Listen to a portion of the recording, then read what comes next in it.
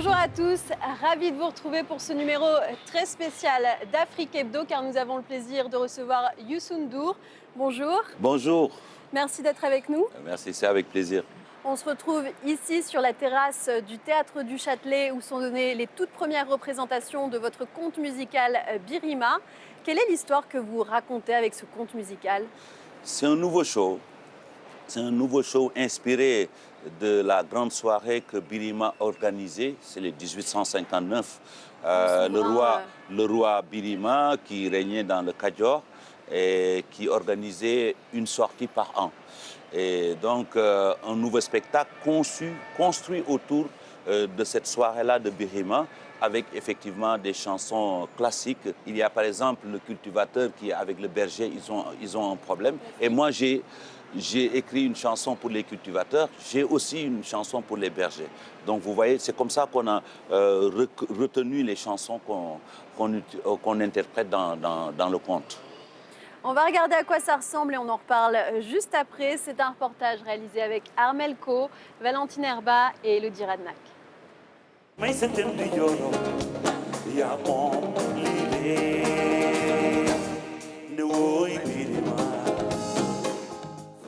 Les paroles de Birima résonnent sur la scène du célèbre Théâtre du Châtelet.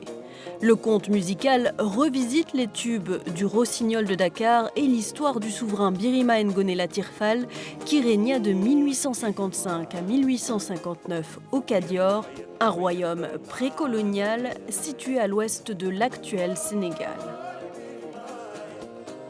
On a travaillé déjà avec une bonne base, c'est la discographie de Youssou N'Dour et le morceau Birima qui est très très connu.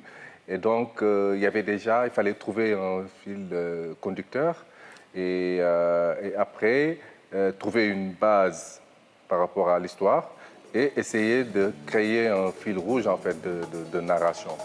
Le spectacle mêle chant, théâtre et danse. Maguette Gay s'est inspirée des archives nationales pour créer des tenues qui allient coupe moderne et tissu traditionnel. Faisant les costumes, je voulais bien ajouter la petite touche de modernité qu'il faut tout en restant dans l'époque de Birima. Donc, ce qui était surtout important, c'était d'utiliser des matières du Sénégal, de faire travailler des artisans. Tous les tissus ont été teints par les artisans. Il y en a qui ont été tissés à la main. Il fallait représenter les couleurs, la chaleur du Sénégal et de l'Afrique. Je suis le témoin de l'histoire. Un conte musical coloré qui permet de transmettre des valeurs. Le conte, c'est aussi un moyen d'éduquer. Alors les enfants, bien sûr, mais aussi les adultes. Et l'éducation, elle passe par entendre, écouter et entendre.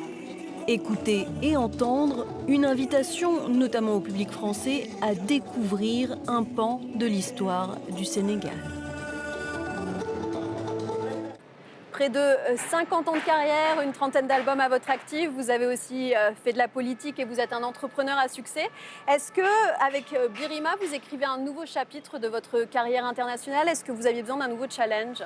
Oui, c'est une nouveauté. Nous avons conçu, je dis nous parce que j'ai conçu ce spectacle avec Pape Oumar Ngom et Madiaw. Qui est notamment connu pour sa contribution à Kirikou. Voilà, Kirikou, on a eu à travailler, toujours dans les films, c'est avec Pape Oumar Ngom que je travaille. Nous travaillons aussi avec Madiaw, qui est le metteur en scène. Effectivement, c'est une nouveauté. Vous savez, quand on cherche toujours de l'inspiration ou à écrire des choses ou présenter de la nouveauté, c'est comme un nouvel album pour moi. C'est un nouveau spectacle que je présente, effectivement, qui peut aller très loin, qui peut aller parcourir le monde et tout. Justement, il est prévu qu'on le retrouve sur d'autres scènes du monde, à Broadway, sur la West End de Londres, dans les grandes villes d'Afrique, je pense Dakar, Lagos. Ah si, on nous invite, mais bon, on est 50 personnes quand même, hein. C'est un truc énorme. C'est un grand théâtre. Voilà, c'est les grands théâtres, mais avec plaisir, et c'est l'objectif. On l'espère. Et quel est le message que vous souhaitez faire passer avec votre conte musical, Birima? Vous savez, on vit dans un monde aujourd'hui très speed. Alors, que les jeunes, sociaux, voilà, les jeunes et autres ont besoin aussi de connaître l'histoire parce que le conte a toujours été la base pour donner des valeurs à notre éducation, en tout cas notre génération et tout. Et nous pensons aujourd'hui, avec tout ce qui se passe, il faut mettre sur la table aussi ce qui se faisait avant pour que les jeunes aient des repères. Ça leur permet de mieux comprendre le monde d'aujourd'hui et le monde d'avant.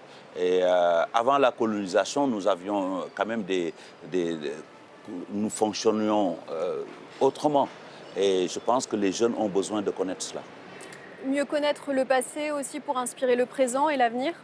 Oui, je ne suis pas en train de dire que bon, le passé est meilleur et tout. Je pense qu'aujourd'hui, il faut présenter cela pour que ce jeune-là, il se dise que, OK, ça c'est mon histoire, ouais, bon, je suis là, ça c'est mon histoire, ça peut me servir, j'ai bien compris cela, je peux vibrer et je pense que c'est important. Et il y a aussi le cadeau, la parole donnée et à respecter. Oui, Birima avait une parole. Et la parole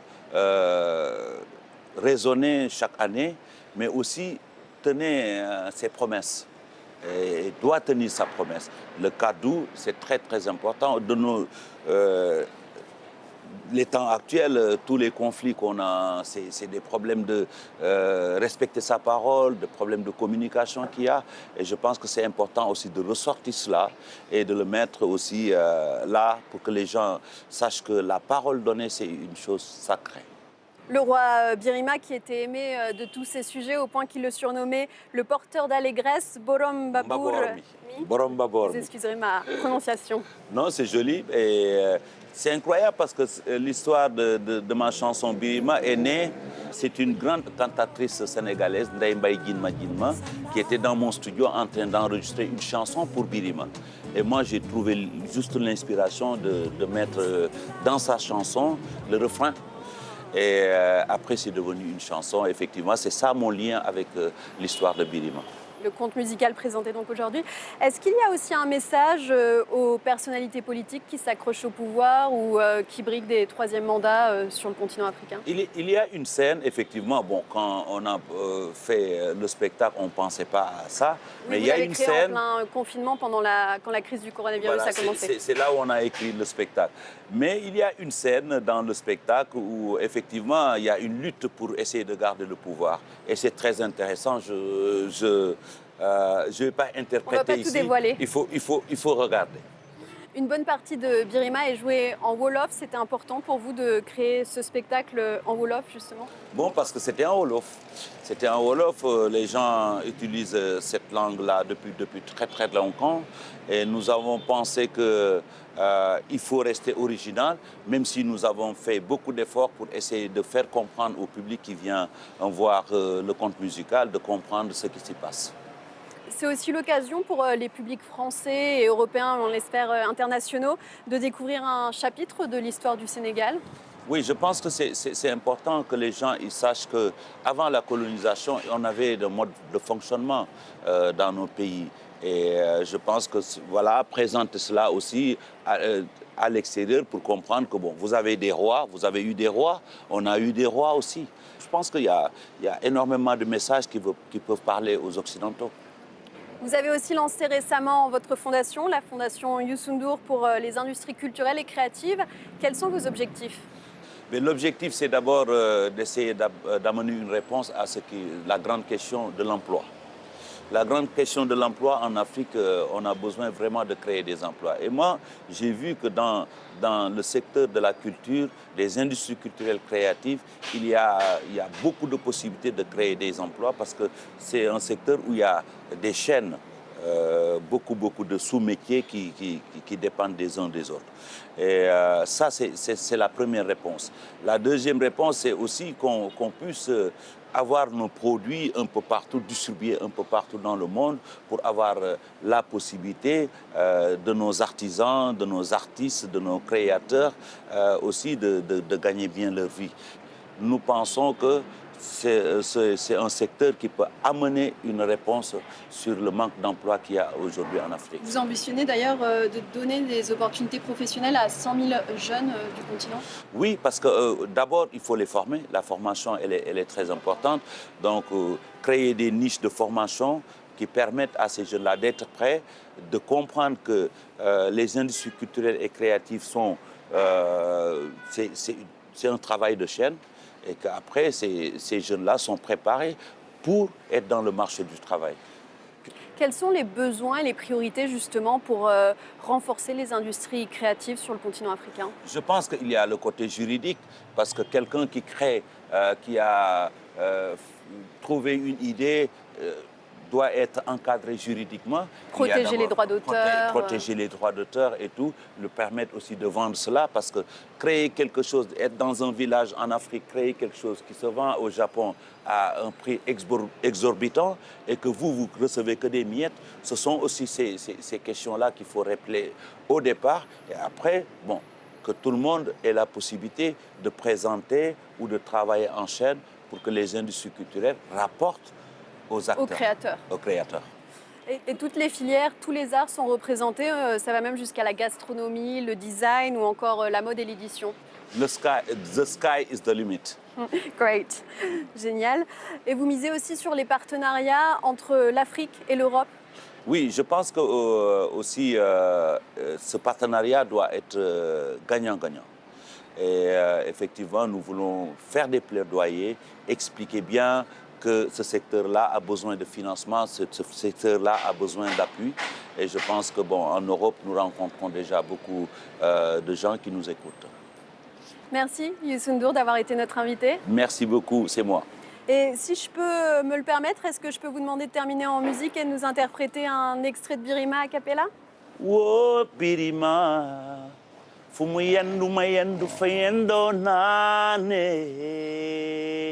Wo Birima, fumu yendu mayendu fayendo nane. Merci, c'était un plaisir. C'est moi. Merci, c'est moi, merci Afrique Indo. Merci et merci à vous de nous avoir suivis. À très vite sur France 24.